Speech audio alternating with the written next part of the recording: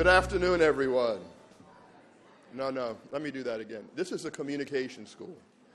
Good afternoon, everyone. Good afternoon. That's better. Now it's a real communication school. I want to welcome you to this great new building here at the Annenberg School for Communication and Journalism. I see some of my former students in the room here, and they're former students, so they know they're not going to get extra credit for this, which means they're really committed to this, to coming and hearing our great speaker today. As many of you have heard me say in the past, that one of the things that gives us the greatest amount of pride at the Annenberg School is what we call the Annenberg Advantage. And the Annenberg Advantage means that we break down the silos within the school between journalism and PR and communications. And we break down the silos between our school and other schools on campus, like engineering, the college, etc. But a really, really important part of the Annenberg Advantage is that we break down the silos between the school and our communities of professionalism and practice that are here in Los Angeles and beyond. And so today is a real opportunity to have the Annenberg Advantage visible before you. And so we have a real powerhouse today. I can tell you that when I look at the show, she is a real powerhouse on the screen, and she is a real powerhouse in person as well. So when I told her that, well, we're going to go on in 90 seconds, she looked at me and said, why 90 seconds? Let's do it sooner. Let's get moving. I want to be with the students. And so she really is a powerhouse. Her show has been the #1 show in daytime television since 1998. And last year it celebrated its 20th anniversary season. That's pretty amazing. She had an earlier career, as you might imagine, working in family court for a couple of decades. So what you see when she presents to the television screen, she has real practice. She was appointed to the bench by New York Mayor Edward Koch in 1982. A few years later, she became the supervising judge in Manhattan's family court, which I guess means you tell the other judges what to do and all that stuff. Your favorite. And she has heard more than 20,000 cases in her career. The judge is a published author and has been the subject of countless articles, interviews, and TV features. She's received a number of awards and accolades, as most of you know, ranging from the Hollywood Reporter Power 100 to the Mary Pickford Award for her commitment to mentoring young women, which is especially important for the Annenberg School for Communication and Journalism because 80% of our students are women. Our journalism program, okay, we'll start that again. Judge Judy has also become a member of the Trojan family as her granddaughter is enrolled at USC, so she's an important member of the family.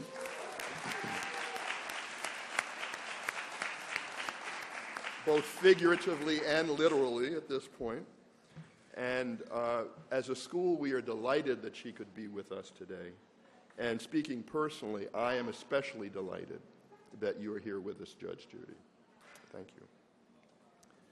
To host our conversation is the director of our journalism school, Willow Bay, someone who knows something about broadcasting as well, as a star performer and news person across a number of different subject matter from not just journalism on TV, but online, and also in economics and in sports and everything in between.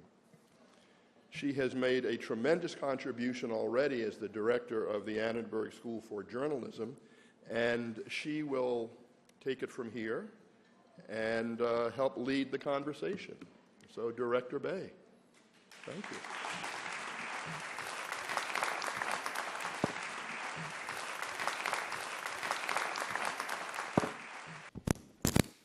Oh, wow. Welcome. That is some Before you person. chat, we should acknowledge that you have your family here. I do. I have my husband here, who's sitting right over there, Jerry Sheindlin. my son and his wife, sitting right over there, and my granddaughter, Sarah Rose, who's sitting right over there. And you brought some colleagues, too. You brought some colleagues, Oh, too. my CBS family came just in case the place was empty, so it would feel ridiculous.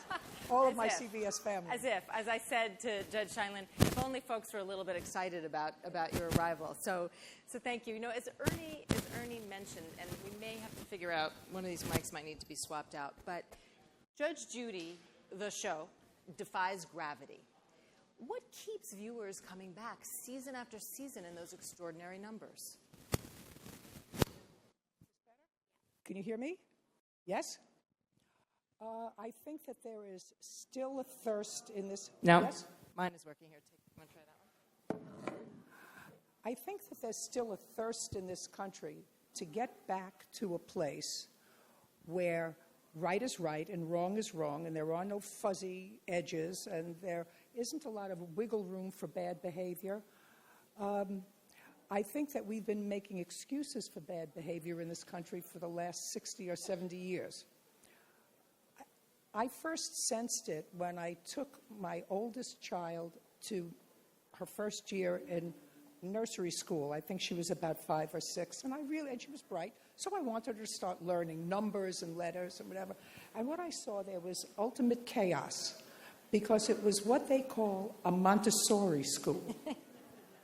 Now, for those of you who don't know what a Montessori school is, that means children get to do whatever they want. And if the class is learning their letters and you want to play with clay, well, to not let you play with clay, the thinking was then, somehow puts a damper on your spirit. And we, heaven forbid, want to put a damper on your spirit. So I think that starting with that philosophy, lots of fuzzy areas grew up.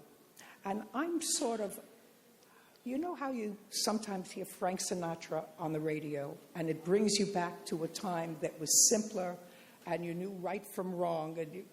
Well, that's why people watch my program. Because you make very clear what's right and what's wrong. This is wrong. This is responsible. This is irresponsible.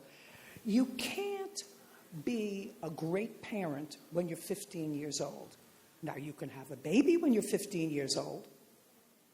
Fish have babies, dogs have babies, cats have babies, lions have babies, but that doesn't necessarily mean that they're all good parents, although those are probably better parents than the 15-year-old teenager who's having a baby today. So I'm prepared to say to you, at 15, you had a baby, it was a mistake.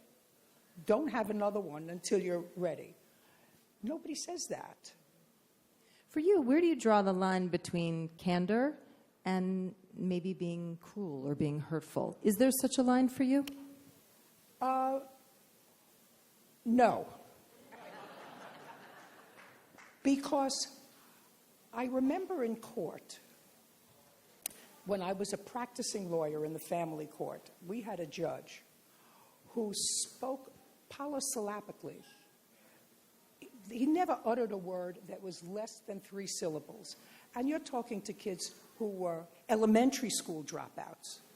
So when he was sending somebody to jail for 18 months, they didn't know whether they were going to jail or the beach.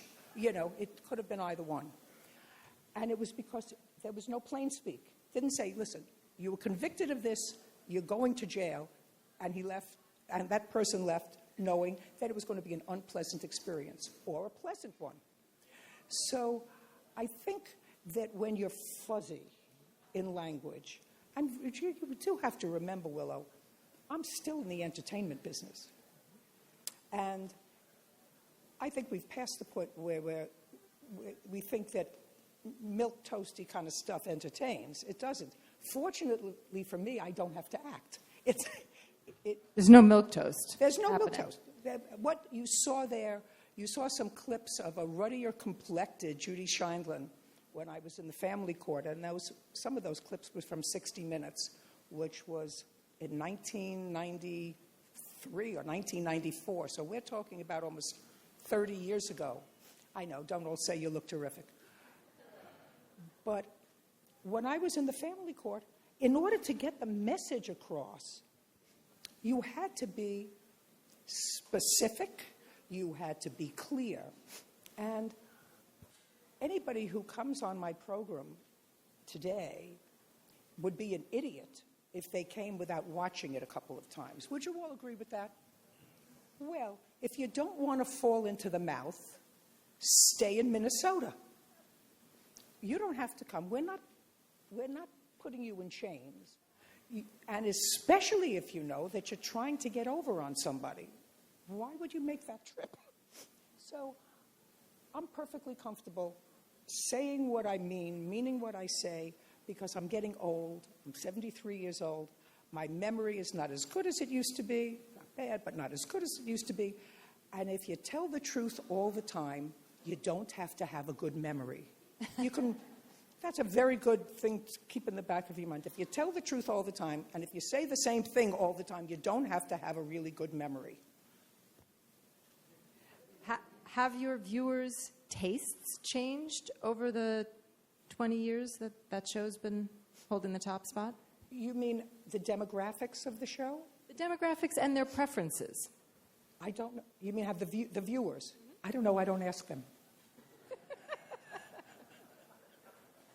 Clearly, that's working very, very well for you. You created a new program last year, Hot Bench, that immediately became the #1 syndicated show of the season and then now the fastest growing new show. How did you do that? And did you use things that you'd learned from Judge Judy, or was it a completely different creative process? Jerry and I went to Ireland a year before Hot Bench started. And when we were there, we do what we usually do when we go to a new place. We go to the court system. You know, we take a busman's holiday. And the Supreme Court in Ireland is a 3-judge bench. And the lead judge was a woman. And we went and we watched it. And I said, you know, so many of our courts in this country, our appellate courts, are multiple judge benches.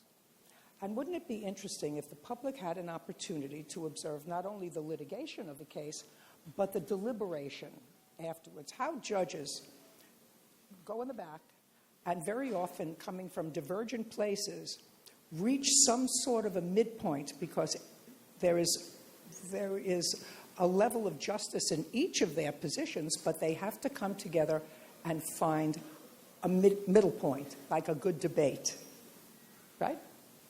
Absolutely. So that's how Hot Bench was started. And I came back and made a proposal to my dear friends at CBS. And they said, you know what, she's been around a long time. Come on, admit, they pretty Let's much give say her a yes chance. automatically, right? CBS? Let's give her a chance. Let her try it. Nothing's going to happen with it. I'm sure. It was a sort of a sop to begin with.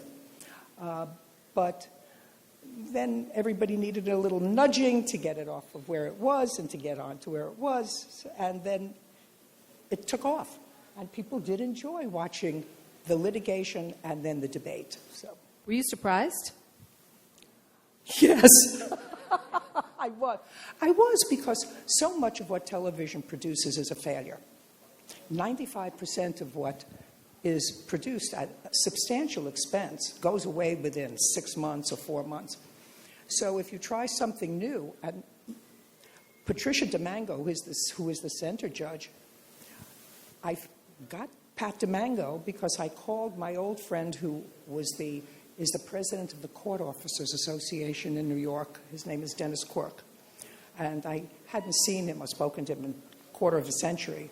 And I said, Dennis, I need somebody like me, only younger. And he called me back in 10 minutes and he said, I have just the gal for you. Her name is Pat DeMango. She's a Supreme Court judge. She's going to be appointed the administrative judge of the criminal courts in New York City. Here's her number. And I called her and I said, how would you like a new adventure? And that's how it was put together. You've had several new adventures. A corporate lawyer, you're a public servant, serving the court, television host, now successful television producer. Were there skills that traveled with you along the way, or have you unearthed and developed new skills with each one of those career shifts? That's such an interesting question. I continue to be surprised at what's inside and what you can do. I've been here in Los Angeles, which is really the seat of creativity, for 20 years. And of course, when you come out here and you think at the beginning, oh, I could do that and I could do that. And the truth is you can't. You have to learn a little, you have to absorb a little. And then if you're very lucky, and I've been very, very lucky, you have to have the leverage, for want of a better term, to be able to get the right people to listen to a good idea. Because there are lots of people that have really good ideas.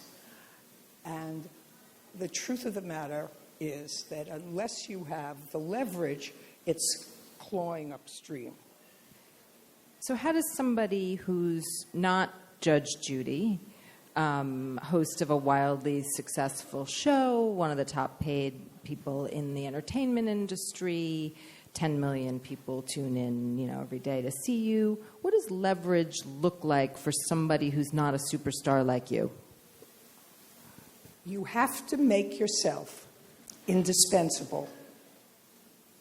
And you don't have to have a wildly successful television program to make yourself indispensable. And you don't even have to have a particularly unique skill. You just have to become indispensable in the job you're doing. And the example that I usually give is, I know 2 dentists and 1 pediatrician who retired before they were planning to retire because their secretaries left. Because they knew nothing about running their office. They knew nothing about filling out medical forms. They knew nothing about the idiosyncratic behavior of the patients. All they did was work. And that's a very nice thing to do, to be able to walk into an office, everything else is taken care of. The right coffee is there, it's got the right mix of sugar, you know that there's no salt in the lunch. All of those things make you indispensable. And so for you who may not have the luck and the convergence of luck and timing, whatever else it is, to have a television program that gives you that leverage, you have to take your unique skill and make that indispensable to somebody, so that if you're working for a Steven Spielberg in a job, it is a little job, but that little job forms a cog in Steven's wheelhouse, and you come to Steven with an idea. I'm just using Steven Spielberg because you all know that name. And you come to Steven with an idea and say, I've written a screenplay, and I know that I just run your back office, whatever, but I would really appreciate it if you look at it. Now, if Steven Spielberg says, get lost, I'm not looking at, get it to somebody else. You say, well, then I have to leave and go someplace else to see if I can get my job going. Steven Spielberg is a very smart man. He would say, let me take a look at the screenplay, because you made yourself indispensable in the job that you're doing, so that it gives you entree into other places. I don't know if that answers your question, Willow, does it? Yep, sure does. Okay. So I mentioned that you are the top earning person in television right now. The rest of the top tier is filled out by men. You clearly earned that with your straight talk. But did you negotiate those deals over the years for yourself? Do you manage your own business, the Judy Sheindlin business, in a very hands-on way? Or are you one of those doctors who've got the great assistant running the rest of the office for them? In the beginning, I had some, very, very beginning, I had some mediocre lawyering, and then I had a lawyer. I'd have no agent nor a manager. So you start out with that. That's sort of unique in this business. I did, however, at the very beginning, have a lawyer because I didn't have the confidence in my own ability to negotiate with people who knew what they were doing, and I didn't know what I was doing.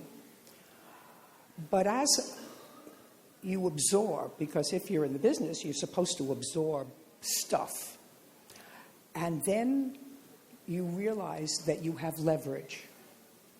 And when you have leverage, you have the ability, if you're a trained lawyer, to negotiate for yourself. So for me, it was a relatively easy process because in our early years, Jerry and I said, if we could retire in a 2-bedroom condo in Miami, 2 blocks off the beach, and have a relatively new car, because we were civil servants, that was our dream. So once I worked for 5 or 6 years, and we had put away a couple of bucks in the bank, I said,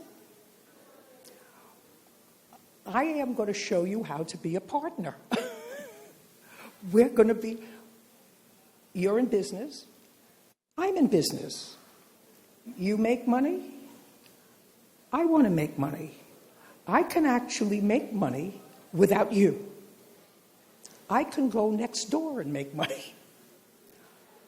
You become indispensable unless they perfect cloning.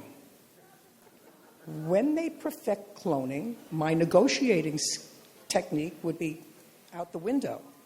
But until then, I enjoy a unique talent that so far in the last 20 years they haven't been able to replicate. My fear is that before I'm finished, they'll be able to replicate it, and I'm not sure I'm going to like that. But right now, they haven't been able to do that. So fair to say you write your own ticket? Fair to say that I try to be fair in negotiating, but it's like anything else. If you have healthy competition, if there were healthy competition and Judy Sheindlin and Sarah Schmeck were both great judges and they both had great personalities and both could attract 10 million people, I couldn't be able to go to that fellow over there and say, listen, this is what it's going to take. You want it, you don't want it. Don't tell me. We're now on the beach. We're not 2 blocks off the beach. We're on the beach. And we like each other, and we have a great family, and we like to travel, and we can do a whole bunch of stuff. If you make it nice for me, I'll come here. If you don't, goodbye. So one of the places that I'm heading with this is I know that you've been very active and engaged in guiding and mentoring young women and women to manage their own lives and manage their own careers. And we're a school filled with young women, as Ernie mentioned. Some 70% or so of our student body is female. When you look at young women when they head out into the workforce, and I've got some numbers on this from a group called LEVO, which is a career development organization focusing on women, only 21% of women negotiate their first offer out of school. What advice would you offer to this group? Doesn't yet have leverage, but certainly has a lot to offer to a new employer. What would you say to women and to young men about how to negotiate their first, second, third jobs?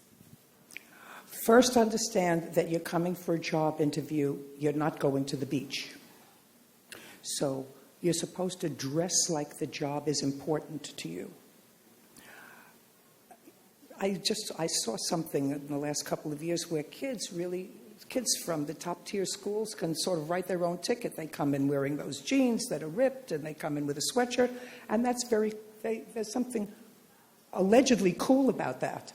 I don't. If somebody came for a job as a stage PA, assistant, somebody who gets iced tea, and they came looking like they were going to the beach with jeans and pants down here, and I would say thanks but no thanks. So you come in a button-down shirt looking reasonable. So you only have one chance to make a first impression.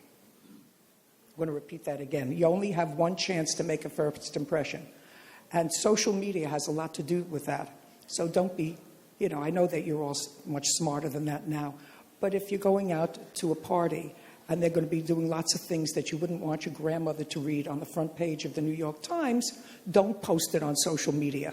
Everybody watches it. Everybody looks at it. Employers, schools, they look at it and they find that it's out there and it never goes away. So I think that the importance of knowing that one time, that first look, says a lot is important. And then you're not bringing a whole bunch to the table. If you're just starting out in your career, there are tens of thousands like you. You may not be able to negotiate your best number at the beginning, but choose the job that's interesting to you, even if it pays less money. Go with your passion, because if you go with your passion, you're going to be able to make yourself indispensable.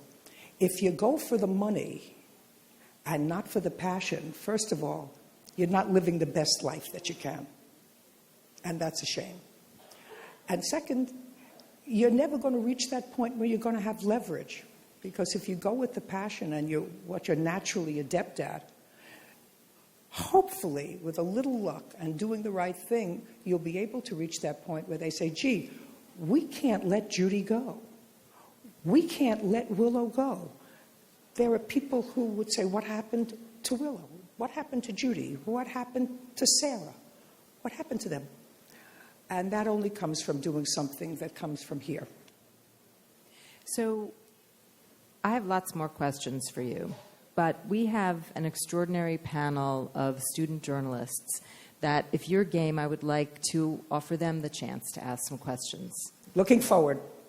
So what I think I'm going to have you do is, if you would, we'll go through the list. You can stand up, introduce yourselves, and start with a question. Sujin, you want to? Hi, Judge Judy. Thank you for being here with us today. My name is Suji Nam, and I'm a broadcast journalism student. I'm a sophomore right here at Annenberg. So the question that I really have for you is, I've read everywhere that there are more women viewers who are more attracted to your show. Why do you think more women, as opposed to men, are pulled more to your show as they sit down in front of the TV and watching you every day? I'm surprised that any men watch. I was actually surprised at the numbers because first of all, in so many places the program is on in the afternoon, and there are more women watching television in the afternoon. That's just a fact. But we have a large male following. When someone asked me once, why do you think that is, that there are men who are devoted? My father loves you. My grandfather doesn't lose a day. There was a young man in here before who said, I've been watching you since I was 2. He said, that made me feel really ancient. But I think that the guys watch because they're just so grateful that they don't have me home. I don't know why. It's one of those, I'm glad somebody else saw so. But do you think women have a greater appetite for the kind of plain speak that you deliver? Or is it just by virtue of that's the audience that's there during your time period? I hate to use the words, because men never use these 3 words. I don't know. I could give you an answer, but I'm not sure. I just don't know. Hi, Judge Judy. I'm Drew Schwendeman. I'm also studying broadcast and digital journalism. So my question for you is, on your show, you're always the first to tell people to take responsibility for their own actions. But why is that so important to you, and why do you think it's so hard for people to do? My experience is in the family court. And cases involving juvenile delinquents are easy. If you commit a crime, you're supposed to take responsibility. But then you get into the more social issues of child neglect and child abuse and paternity and child support. And in those cases, I see the result of lack of responsibility. And lack of responsibility usually meant, in all of those cases, that children, innocents, suffered.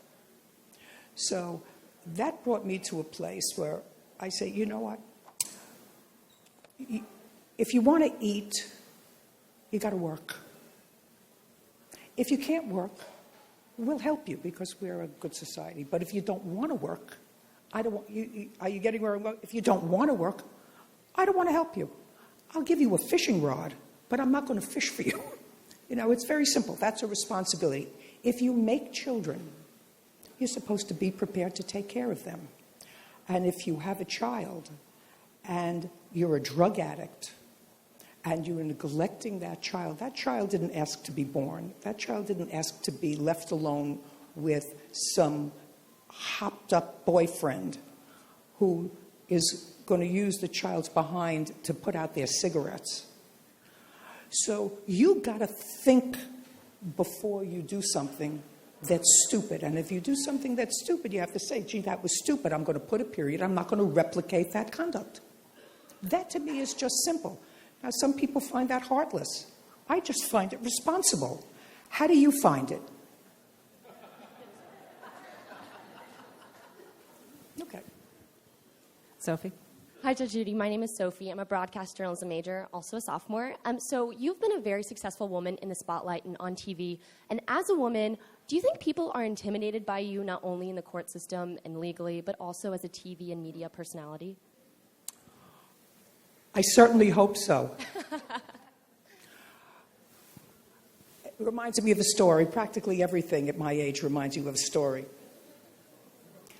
When I was a young judge, I was appointed to the bench when I was 39, and my first judicial assignment was in the Bronx, in New York. And I had a law secretary, and I was on the bench for about a year or a year and a half, and she said to me, her name was Sue Bauer, and I said, why is that person in there? He looks so frightened. She said, because you're intimidating. I said, I don't think I'm intimidating. I'm just direct. You know, tell me what you have to tell me. No adjectives, no adverbs. I'm busy. I have 50 cases to do today. I know that you're very, very, or I know that if you could, you would deliver your version of the Gettysburg Address. But I have to know A, B, and C. So I'm direct. I said, so what I want you to do, Sue, is sit next to me on the bench.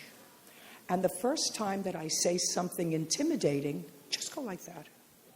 It didn't take her 30 seconds because what she perceived and what everybody else perceived as intimidating was me just being direct. And I, not hostile, but just get over it. You know, let's get with it. So am I intimidating? I think, actually, Rachel? Sophie. The answer is, if you're not somehow engaging, and you can engage by either the spoon of sugar and a sense of humor, or being self-deprecating. I could be self-deprecating. I could say, you know what, I'm 73. That in and of itself is self-deprecating. I can say I'm short. I can say, you know what, I wasn't the prettiest kid in school. All those make people feel comfortable. And then they accept the attack better. So you have to have just that right mix, just that right balance in communicating your message, which is responsibility. And take responsibility. You know, it's different if I lectured you, if you were a litigant, and I say, you have 11 children, you're 24 years old with 6 different women, and that's absolutely outrageous, it's ridiculous. Instead of saying, you're 24 years old, you have 11 children, get another hobby. There's something else that you could figure out what to do with things below your waist. You could figure, you know, use another part of your anatomy. All of that is funny. And you can get, so you can, the message is the same, but you have delivered it in an more entertaining way. So intimidating, you know you're going to get the end result. How you get there has to have just the right mix of voice and entertainment. Hi, Judge. My name is Dan. I'm a senior studying international relations and the global economy. We were talking in class the other day about your negotiation style, and you've mentioned that you're indispensable. I like what you're saying about that. We heard some rumblings about the way that you actually negotiate your salary, some about an envelope, going to dinner with a studio exec, but we never really got the full story. I was wondering if you'd be willing to tell us exactly how you do that negotiation annually when you're getting ready for your show. Well, I'm going to do that, but first I'm going to check with the head of business affairs, who's sitting right over there, who doesn't do that envelope with me. Does my contract permit me to tell that story? Sure. Thank you. Whoa, you do write your own ticket. So there's a restaurant in Beverly Hills called the Grill on the Alley. And for the past 5 or 6 negotiations that we've had, it's usually 2 or 3 years before my previous contract was to expire. But they have to know in the television business years in advance in order to protect what they call the beachfront. Now, Willow knows what the beachfront is. That's the beachfront in daytime is from 4 to 5 right before the news. Because the news in daytime is usually run by the local stations, local affiliates, where they make their money. And if they have a dud program that leads into the news, people tend to go elsewhere. So if you have a hot program from 4 to 5, you have to protect your beachfront. So we usually start these discussions early, these negotiations early. So what Jerry and I did the first time I negotiated this contract was I took a deep breath, and in a little note card that I had made, we printed out the 3 things that were necessary for me to give you another 3 years of my life. And I sealed the envelope, and we went to dinner, and I handed the then president of Paramount the envelope. I said, this is what it's going to take to do another 3 years. I said, don't open it. Let's have a nice dinner. Call me tomorrow and say either yes or no. And they said, I said, listen, we're now on the beach in Miami. This is what it's going to take. This is fair. I see what you make every year. You don't run a charity. You're in business. If you don't give it to me, you're just going to spend it someplace else. And I make it for you. So we have to have more of a partnership in this process. So the next day it was a yes, and I said to Jerry, I can't believe it, they said yes. 3 years later, we did the same thing. Well, I think probably about 5 or 6 years ago, John Nagowski was the president of the company, and John had quite a sense of humor. So we had an envelope, and it was, to me, a really big envelope. I said, all right, we've tested the water so far. Let's see how far we can really push them. Right? So we went to the Grill on the Alley, and John said, your envelope, and I took out my envelope, and he was very smart. He reached into his breast pocket, and he took out an envelope, and he said, I have my own envelope. And I said to John, I'm not going to take your envelope. And he said, why? And I said, because, he said, he said, why? Maybe it's more than yours. I said, I doubt it. But if I'm wrong, I'm the loser. But if I take your envelope, it's a negotiation. And this isn't a negotiation. And he put his envelope away. So, did that tell you the story? True story. And great question. Great question. Nicely done. Brad? Hi, my name is Brad. I'm a junior studying broadcast journalism here. My question is, I want to know what you think of the television court industry that you really helped to inspire from your success as Judge Judy. I always think that it's good for business and it's healthy to have competition. And I think that the programs that went away probably were just not interesting enough to stay on. I also think that not just with court. I mean, this is not rocket science, and it's not going to change the world, and it's not going to develop a cure for cancer. It's entertainment. And not everybody who puts on a black robe in real life can do it on television. And there are a lot of people without imagination in the television industry who say, oh, I found somebody. I saw an article about this judge here in Nevada. I saw somebody in Michigan. I think this one would be terrific. They just decided this. And they put them on television. They destroy their life because they have to leave the bench and they can never go back. And that's happened all too often. And the public doesn't embrace them. And, you know, unless you have something unique, you don't have longevity. I mean, if you look at some of the great television programs at the time, I'm certainly not suggesting I fall within that category, but Seinfeld, All in the Family, I Love Lucy, they're things that were unique to their time and had unique talent. And not everybody who is a comedian is Lucille Ball. And so I think while it's good, the competition is good, I think that there have been too many lives who have been ruined by people who have said, you could do what you do, you could be the next Judge Judy. And the appeal and allure of that caused many to leave their solid civil service job where they were earning a nice six-figure salary, low six-figure salary, but pension and health benefits, and after a year, they said, goodbye. And then what do you do? So, I don't know, I've probably gone too far with that question, but my grandmother used to say, cream rises to the top.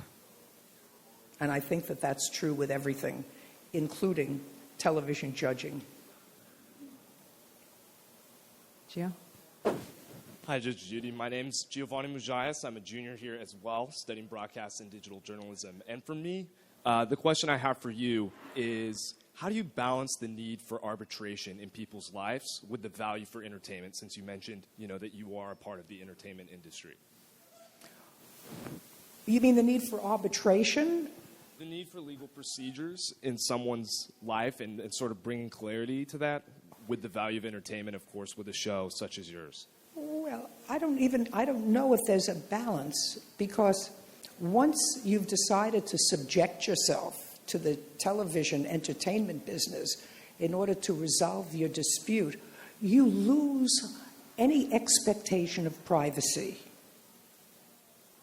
And once you have opted to do that, for whatever reason, be it your 15 minutes of fame, be it you want to right a wrong, you are hoping that you're right, that you're the good guy and that was the bad guy, and Judge Judy is going to give the bad guy a whooping, and I'm going to enjoy being there, for whatever reason, but you've left your privacy at the door.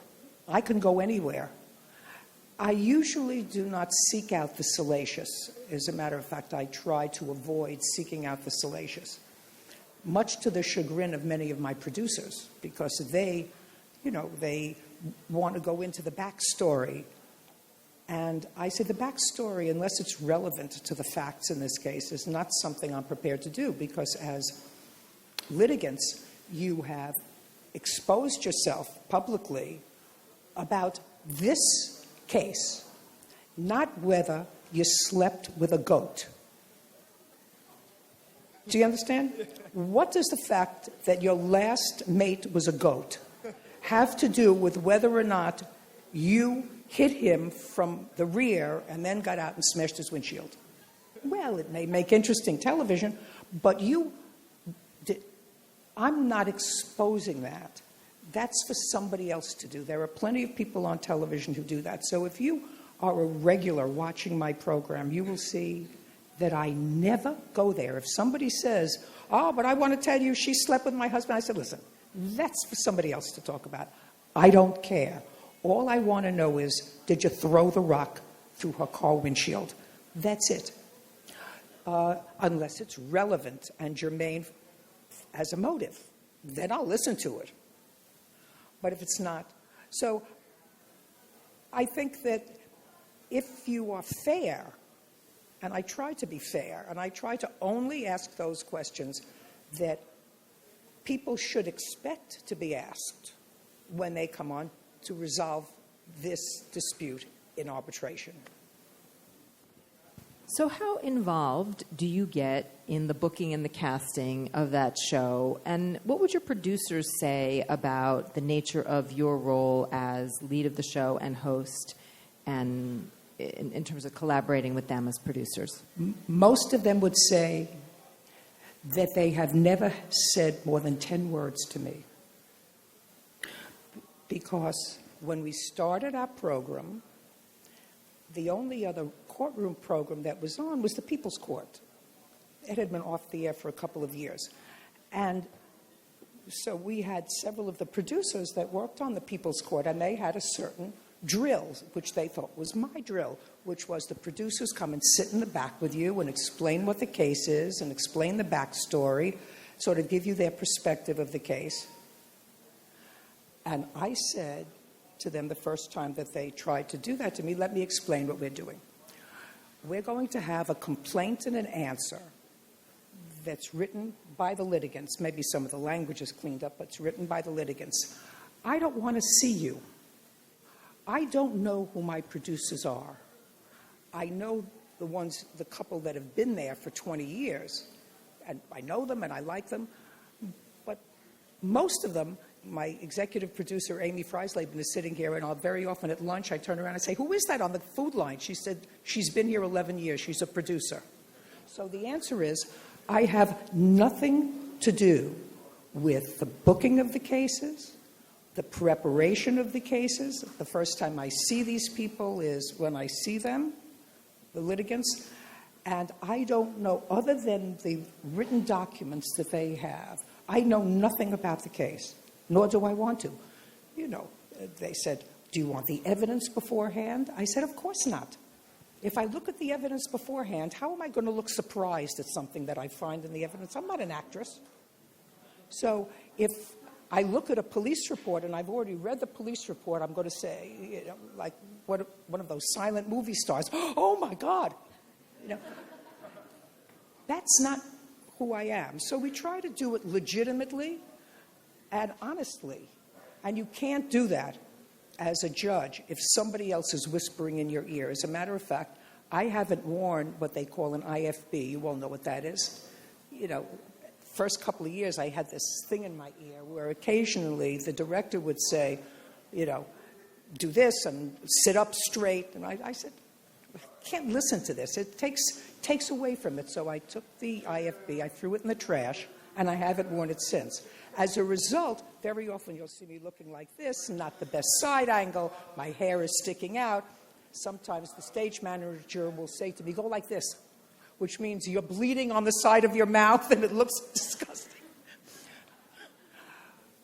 So I really need to keep it as close to a real courtroom as I can, which I do. Hope that answered your question. Judge Judy, my name is Rocco Signori. I'm a junior in the communication part of Annenberg and a fellow New Yorker. My question is, outside of the pure entertainment value, which your show certainly has and needs to maintain its ratings, do you expect your viewers to come away with a better understanding of the judicial system overall, as well as understanding the consequences of poor judgment decision-making? I certainly hope so. You can't be on television without the entertainment, and successfully over a long period of time. But I love the fact that there's a message that, and I get lots of email, that everybody who at least sends the email understand. And by the way, I don't read bad emails. I've said to the people who get the emails, if people don't like me, that's what they made a remote control for. They can turn me off, watch somebody else. I don't have to look at it. So only give me the good ones. Fortunately, there are enough good ones. And every one of those get the message, whether we're talking about here in the United States or, as Mary said over there, in Ireland, where her friends watch every day, to the UK, to Saudi Arabia, to, I don't know how many countries are we in, David? Yeah, a lot. And they don't watch. I had dinner last night with an actor. Jerry and I were discussing traveling, and he said, in the UK, on Saturday, they have all Judy all day, starting at 10 o'clock in the morning until 5 o'clock in the afternoon. Now, you're watching that because, could it be entertaining? Yeah, you've seen them before, but it's like comfort food. You're watching it because, yeah, that's right. You're not supposed to drive a car without insurance. You're not supposed to drive a car with a suspended license. You can't come to court with a car that was uninsured and you have no driver's license and sue somebody because they hit you. He said, I don't want to hear that. You're supposed to come to court with clean hands. Clean hands. You have dirty hands. Your dirty hands are you weren't supposed to be in your car in the first place, and now you're coming to court and you're asking us to help you. Go get your driver's license reinstated, put insurance on your car, then you come back. Next time you have an accident, this time you fix the car yourself. That's uneasy. I don't know if I've answered your question. Did I go far beyond? Probably. Very well said. Of course. Thank you all. That was great. Just a few questions before we let you go. Are you game to talk politics a little bit? Politics. Oh, well, at the end you want to talk politics. That's what everybody's going to leave with. Politics. I think this year's, the only thing I'm going to say about politics is it's not boring this time around. And like the entrance, not like the entrance, I mean the people, the entrance into the political arena, it has certainly brought a level of interest to politics that hasn't happened in my recent memory, and brought out a lot of people who were so previously uninvolved in that process. So that's a good thing. And so you made some comments about Donald Trump, and you said that people are hungry for plain speak, and Donald is plain speak. Finished what I do. Do you have the rest of what I said? Well, then you suggested that he temper some of his rhetoric, but I was going to let you. Elaborate. Well, that's why, in my opinion, that's why some people have embraced his candidacy because they've heard the other rhetoric before. We need more jobs, we need better education, we have to attack crime. I mean, everybody said it. Jimmy Carter said it. I don't remember Eisenhower, but probably Eisenhower said it. Mitt Romney said it. Barack Obama said it. Bill Clinton said it. Hillary Clinton says. Those are all the same messages. And everybody means it when they say that these are problems that have to be addressed. Donald approaches it from a whole different way. This is what we're going to do. You want to stop immigration, we're going to build a wall. We're going to build a big wall. We're going to build a 100-story wall. And not only are we going to build a 100-story wall, we're going to make Mexico pay for the 100-story wall. It's plain.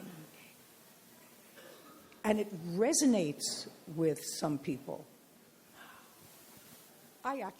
I'm not sure whether at the beginning Donald thought that this whole thing was a lark at the beginning, but certainly I no longer think he believes it's a lark. So without getting into politics, I think that it's been exciting from a communications perspective to see that more people have watched the debates this time around than probably ever before. Well, you tell me. Why? They weren't watching Ben Carson. They were watching kids. They were watching the show. And it became a show. And the more entertaining the show became, the more they watched.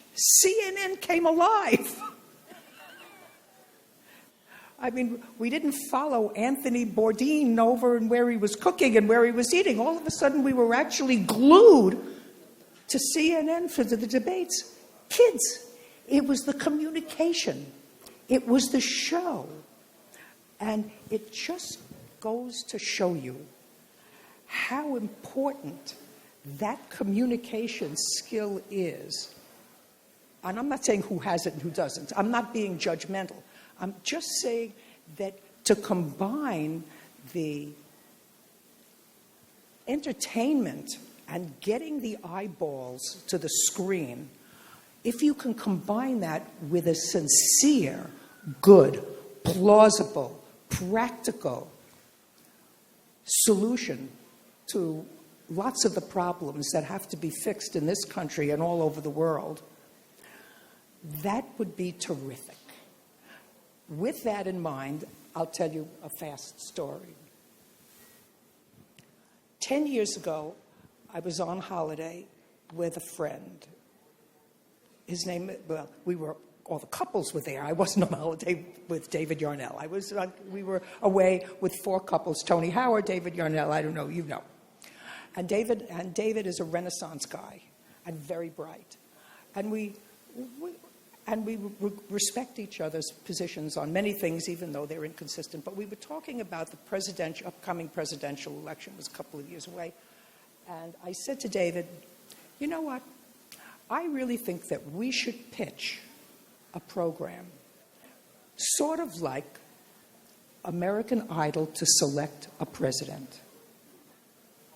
You go around the country and you find people who may be principals of a school, maybe a pediatrician, maybe the president of the YMCA, maybe whatever it is, and you choose a group of people and you start eliminating them as you do. You winnow them down in the process, in the political process.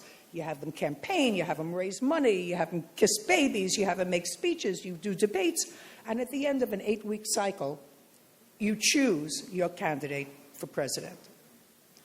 So we went out and pitched this idea to everybody. And most of the people responded, American people aren't interested in politics. One of them said, it's a very good idea, but if I were going to do something like that, why would I do it with you? I'll do it with Mark Burnett, who, does all the reality programs. P.S., they did nothing. Well, if you look around at some of the possibilities these days, you could do a lot worse than so you want to be the president. So you are already in the Guinness Book of World Records for the longest career as a TV judge. You extended your contract till 2020. Mm-hmm. So what are the odds in 2020 that an envelope gets passed across the table again? Slim to none. It's enough. You hear people say, "Aw." You have to really know when to say goodbye. I really thought it would be well before this. But to be able to leave relatively on top of your game, what could be better? Especially if you have 25 years of the best of Judy right on tape. What could be better? Right, David? Yes? Judy Sheindlin, you're awesome. Thank you. Thank This was you fun. You were very, wonderful. And you very were all terrific. Congratulations.